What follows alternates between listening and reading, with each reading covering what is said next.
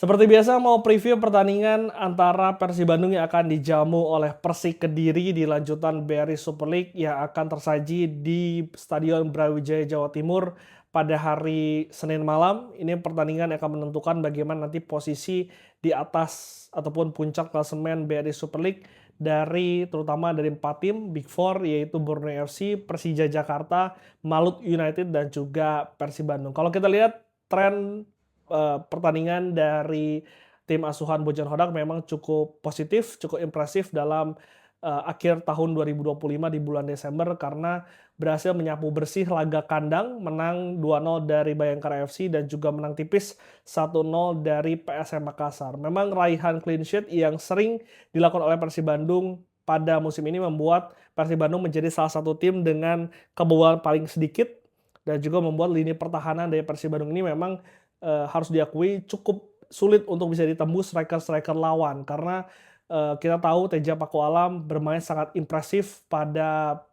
musim ini setelah sebelumnya di tahun lalu sempat tergeser oleh Kevin Mendoza tapi bisa mengembalikan percayaan seorang Bojan dan juga bermain sangat-sangat positif bagi tim.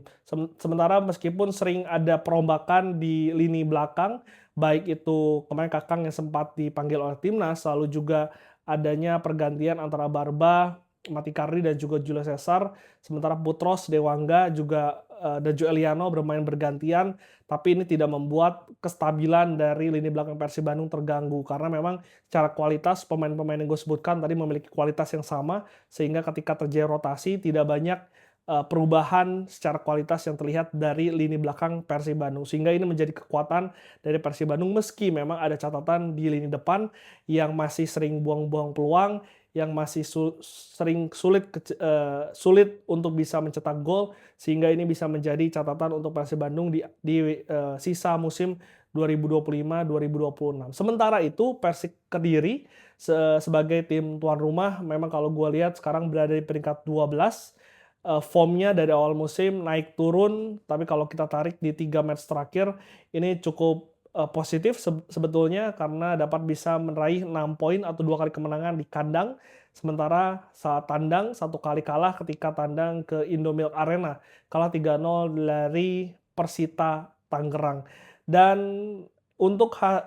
hasil match di Brawijaya memang Brawijaya sudah tidak seangker dulu kalau gue lihat karena dari 6 pertandingan yang dimainkan di Brawijaya pada musim ini, Persik Kediri hanya menang 3 kali, 2 kali hasil seri dan juga 1 kali kekalahan. Artinya Persik Kediri masih suka kehilangan poin di kandang sendiri. Tentu ini menjadi catatan untuk Persik dan juga mungkin ini bisa menjadi peluang untuk Persib Bandung bisa mencuri poin di Brawijaya pada hari Senin malam besok. Kalau gue lihat dari starting 11 memang akan ada sedikit rotasi yang dilakukan oleh Bojan Hodak meski secara struktur ini tidak akan berubah karena Teja Pakualam menurut gue masih akan terus dipercaya menjadi kiper utama apalagi di 2 pertandingan terakhir ini bisa menghasilkan clean sheet dari seorang Teja Pakualam, sementara Kakang Rudianto di sisi kanan tampaknya tidak tergantikan mengisi slot dari pemain U23 dan di tengah kalau betul Federico Barba ini tidak dibawa maka Matikardi dan juga Julio Cesar tentu akan menjadi pilihan dari Bojan Hodak meski gua tidak begitu yakin, tidak begitu firm dengan dua duet ini karena ini bukan pairing terbaik Persib Bandung di lini belakang. Gue lebih prefer ketika Barba ada di situ yang bisa mengurangi ataupun menutup kekosongan kelemahan yang dimiliki oleh Matikardi maupun Julio Cesar. Tapi kalau Barbanya tidak dibawa maka tidak ada pilihan. Tampaknya Julio Cesar dan juga Matikardi akan menjadi pilihan dari Bojan Hodak dan ini menjadi catatan yang harus diperhatikan kalau Persib Bandung bermain dominan, highline defender ini tentu bisa menjadi bumerang untuk Persib karena pada musim ini sering kebobolan dari bola-bola umpan lambung dan juga bola-bola cepat dari lini tengah yang langsung ditaruh di belakang lini pertahanan dari Persib Bandung karena Matikardi dan juga Julio Cesar ini tidak memiliki kecepatan yang cukup baik. Di kiri Putros yang kemarin sempat absen tampaknya akan kembali dimainkan sebagai starting 11 karena Eliano dipastikan tidak dibawa ke Kediri sehingga akan ada rotasi di situ. Sementara di tengah tampaknya Luciano Goikokea tidak akan tergantikan bersama dengan Tom Hai yang masih akan dimainkan. Sementara Berguinho yang dalam beberapa pertandingan terakhir terus dipercaya oleh Bojan Hodak, menurut gua masih akan menjadi pilihan karena, meskipun banyak dikritik tapi skill individu dan juga kecepatan dari Bergunyo yang bisa bermain freestyle di lini tengah, bisa ke flank, bisa membantu serangan, tentu ini bisa menjadi salah satu senjata Persib Bandung ketika melawan Kediri besok. William Barros juga tidak tergantikan setelah kemarin sempat dirotasi ketika melawan Malut United. Terasa sekali ada kekurangan di flank kanan dari Persib Bandung, tidak, ada yang kurang ketika menyerang dan juga ada yang kurang ketika bertahan, sehingga William Barros tampaknya tidak akan, diganti. Sementara Ramon Tanque menurut gua setelah kemarin sempat cedera, masih akan dipercaya sebagai striker utama dari Persib Bandung di lini depan. Karena secara naluri gol ini sedang berada di tingkat kepercayaan yang tinggi dan juga Ramon memiliki kelebihan ketika ia harus membantu pressing dan juga harus keeping bola ataupun menjadi tembok bagi lawan-lawannya. Di kiri antara Beckham Putra atau Sadil Ramdhani, mungkin gue prefer Beckham bisa dicoba dimainkan sebagai starting eleven meski memang kalau kalian lihat Beckham lebih impresif ketika dimainkan sebagai pembeda di babak kedua karena gocekan-gocekannya ini kadang membuat lini pertahanan lawan yang sudah kelelahan di babak pertama bisa dieksploitasi oleh seorang Beckham Putra. Sehingga Beckham Putra mungkin dimainkan entah itu sebagai flank kiri atau berganti posisinya dengan Bergunyo. Sehingga Bergunyo di flank kiri sementara Beckham Putra bermain di posisi aslinya sebagai gelandang serang. Yang gue katakan tadi pertandingan ini Persib Bandung tidak akan full team. Ada beberapa alasan. Yang pasti yang pertama ada akumulasi kartu dari seorang McClough yang kemarin mendapatkan kartu kuning ketika melawan PSM Makassar. Kalau gue lihat memang agak sedikit pintar seorang Mark Locke karena dengan absennya melawan Persik Kediri kali ini, ia dipastikan bisa bermain ketika menjamu Persija Jakarta, El Clasico pada pekan depan. Begitupun Eliano Reinders yang kemarin terlihat kalau kalian melihat ada sedikit cuplikan Eliano tampak sedang mencoba untuk mendapatkan kartu kuning di pertandingan melawan PSM Makassar kemarin, tapi tidak diberikan oleh wasit sehingga sangat rentan kalau Aliano ini dimainkan ketika melawan Persik Kediri karena kalau misalkan nanti mendapatkan kartu kuning ketika melawan Persik Kediri maka ia harus absen melawan Persija Jakarta sehingga ini mungkin strategi yang dibaca oleh Bojan Hodak tidak mendapatkan kartu kemarin sehingga di pertandingan besok akan dirotasi bahkan tidak dibawa informasi gue dapatkan ketika tim berangkat ke Kediri. Ada satu lagi nama yang juga dikabarkan absen, yaitu Federico Barba. Kalau gue lihat memang jumlah kartu kuningnya di musim ini baru satu, jadi masih jauh terhindar dari alasan akumulasi. Yang gue takutkan Federico Barba ada hal yang lain yang mungkin dicoba oleh seorang Bojan Hodak. Bojan harus menyiapkan tim worst case scenario ketika semisal rumor Federico Barba pulang ke Italia ini betul adanya dan betul terjadi di bursa transfer di bulan Januari. Sehingga mungkin di Persik Kediri ketika melawan Persik Kediri besok akan bisa dilihat bagaimana kestabilan tim ketika Persib Bandung tidak bermain dengan kapten tim yaitu Federico Barba. Karena Persib Bandung ketika kehilangan poin di awal musim